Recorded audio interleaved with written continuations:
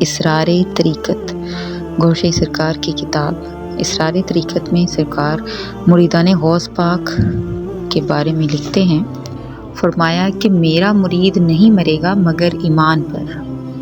آج جو شخص 11ویں شریف مناتا ہے وہ بھی اپنے آپ کو غوث پاک کا مرید کہتا ہے۔ اگر کوئی قصیدہ غوثیہ پڑھتا ہے وہ بھی یہی سمجھتا ہے، لیکن یہ صرف عقیدت ہے، مریدی نہیں ہے۔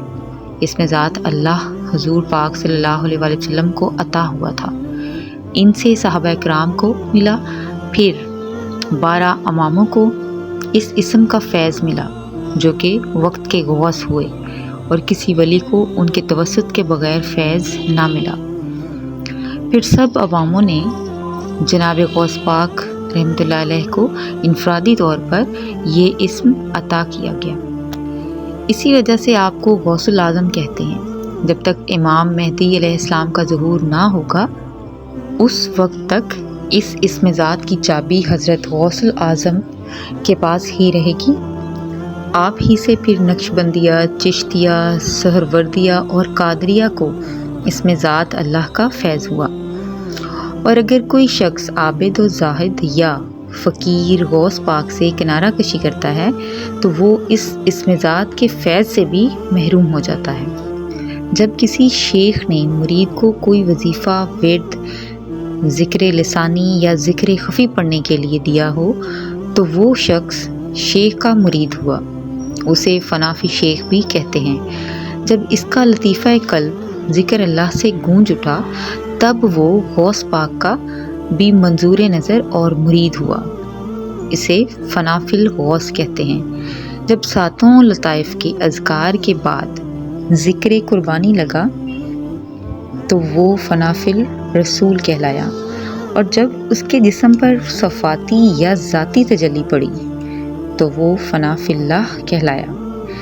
فنافی اللہ تک کا قیام بالواسطہ ہے، لیکن صرف نبیوں کے لیے بلا واسطہ ہے، اور جو لوگ ختم نبوت کے بعد بلا واسطہ اس مقام تک پہنچنا چاہتے ہیں وہ سخت خسارے میں ہیں۔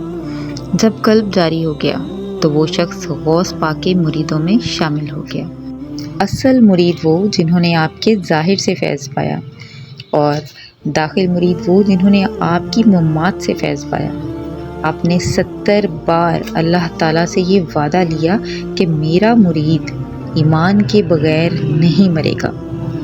حدیث شریف میں ہے کہ جس کی زبان پر مرتے دم کلمہ طیبہ ہوگا وہ بغیر حساب اور بلا عذاب جنت میں داخل کیا جائے گا، لیکن عام آدمی کی حالت سکرات میں زبان بند ہو سکتی ہے، لیکن جن کے قلب کی زبان کھل گئی وہ مرتے دم تک بند نہیں ہو سکتی۔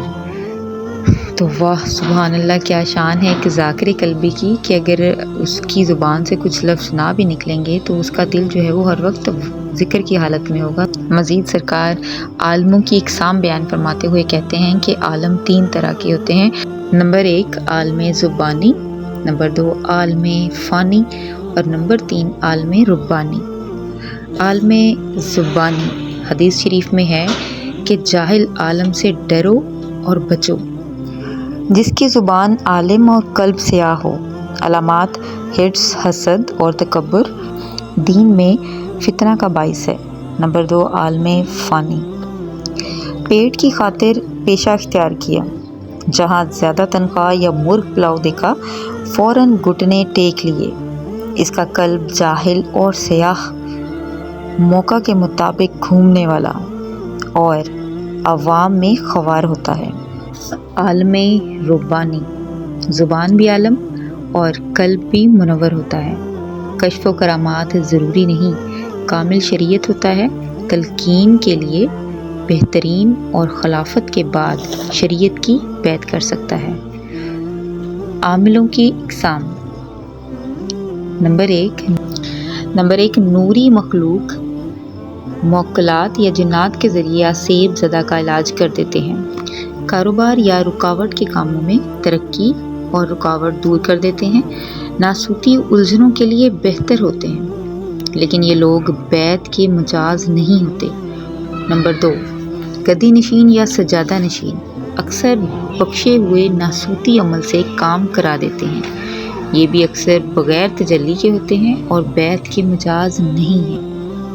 نمبر 3، سفلی عمل شیطانی جنات اور بدروح سے خلقت کو نفع و نقصان پہنچاتے ہیں۔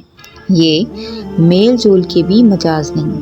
نمبر 4، شعبدہ باز عمل ٹیلی پیتھی، ہیپناٹائزم، جوگیا، آئینہ بینی، بلور بینی، شمع بینی والے بھی لوگوں کو نفع و نقصان پہنچاتے رہتے ہیں، تماشا اور مداری تک محدود ہیں۔